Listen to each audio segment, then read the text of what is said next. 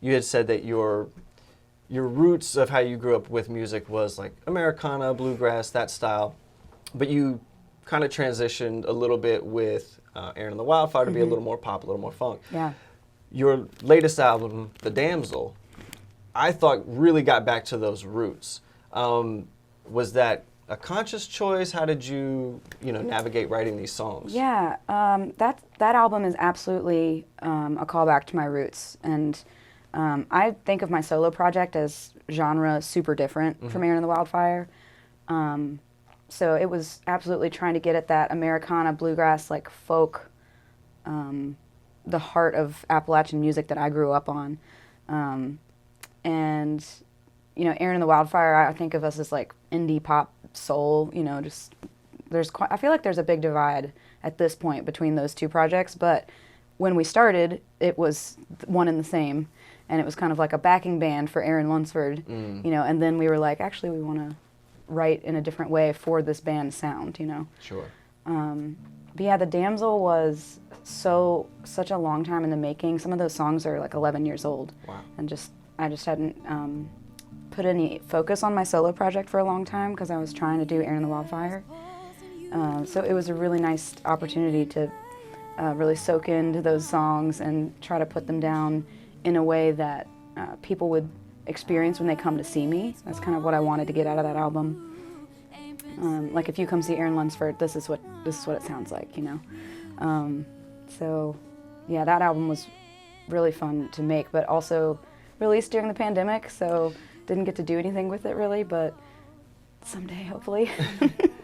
No, I mean, I think you did some things to kind of like make the best of it. What I liked about the album is it really is, I feel like, a glimpse into these very specific moments of your life, almost specific conversations at times, like, like with you and your mom about you moving and things like that. Yeah. Where did the, I guess, the courage to allow people into those moments come from? And then how did it feel kind of weaving that moment into like a broader narrative of the album? Great question. I think that I was trying to write songs that helped connect with people. I'm thinking of Dolly Parton comes to mind. Excuse me. Her kind of songwriting is so specific sometimes, and such a specific narrative, like a really particular story she's telling that's just so, it just grabs you, and it makes it, and all kinds of different people can relate to her stories because they're so specific and so heartfelt, but also generalizable, So I guess I was trying to write stuff that, stories that were really truly personal, but that people could kind of take and make into their own or apply to their own stories, And that, to answer your question, like how did I feel comfortable bringing those personal stories to light? I think that's like the joy of music, is when you get to connect with people on really personal things and kind of work across boundaries and just share that common experience, Yeah. And speaking of common experience, like I forget the name of the song, but you are talking about like the look in your daughter's eyes, your neighbor's eyes, yeah. and how people see the actions that you do. Like how has the community that you grew up in kind of, I guess, influenced you in that way? Because it feels like family and like loyalty are a big part of it's stuff, your personality, but also it bleeds into your sound and like the music that you create. So like what was that dynamic like? Your questions are so thoughtful. Thank you so much. Thank you.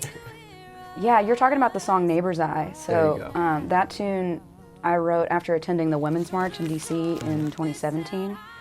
And yeah, it was a really, really beautiful day being there. I was really scared going into it because one of my friend's cousins works in the CIA and was like, don't go, it's going to be dangerous.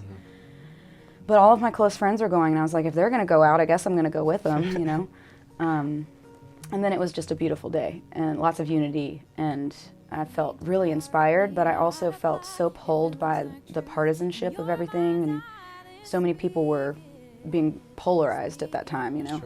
So that tune was about knowing that you're on the right side of things if you're acting out of love and not out of fear, which is sometimes hard to delineate, but that day felt like acting out of love, absolutely.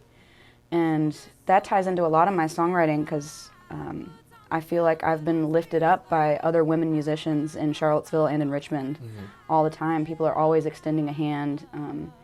And in particular, my college experience, I ventured my way into a student recording group called O Records. Okay. And that's where I met the band, Erin Wildfire.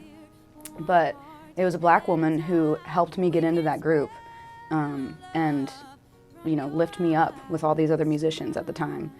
And I just have never forgotten how profound that experience was when I should have been reaching out a hand to her, It was such a great teaching moment. And so that's what that song ties into. It's like all the women that have helped me and in my music as well.